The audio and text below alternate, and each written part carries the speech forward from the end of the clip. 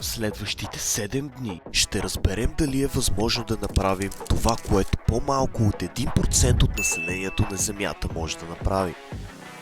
Това е силовото набиране.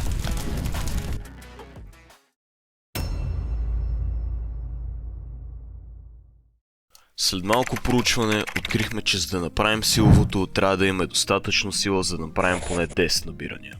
И веднага след това решихме да тестваме нашите набирания.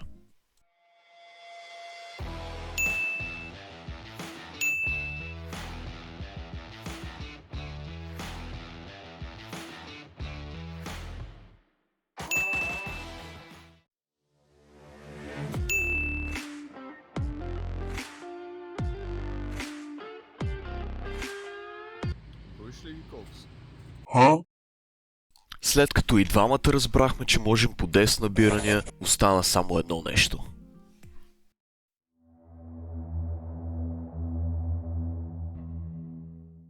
Трябваше да опитаме.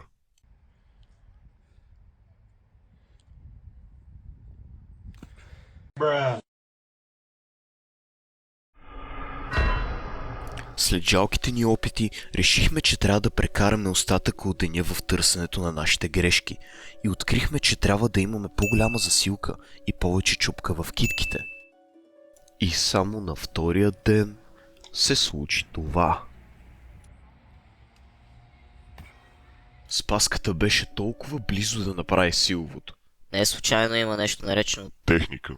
И със всеки изминал ден се чувстваше как сме все по-близо и по-близо до целта. Напрежението нарастваше и се усещаше как ще се случи нещо специално в ден 3. И след като Спаската направи това, ние придобихме увереност, че ден 3 ще е денят. И след кратката почивка, Спаската беше нахъсан.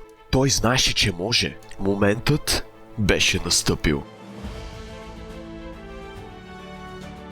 След това уникално постижение бях нахъсан и аз бях сигурен, че мога да поправя своите стари грешки. Затова на следващия ден реших да дам всичко от себе си. И се случи това. Дай! Не се справях добре. За сметка на това, поне на Спаската му вървеше.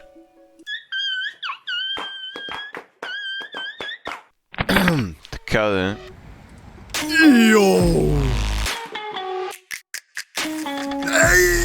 Йоу! Йоу, дяпай! Спаската изпълни предизвикателството, което означаваше, че остана само аз да го направя. Но ми оставаха само 3 дни. И въпреки многото опити, които направих, накрая се провалих. Не исках да се откажа от предизвикателството, затова реших да го продължа, за да видя още колко дни ще са ми нужни, за да го изпълня. И така дните си минаваха без никаква промяна. Докато на 13-ти ден не ни дойде една идея.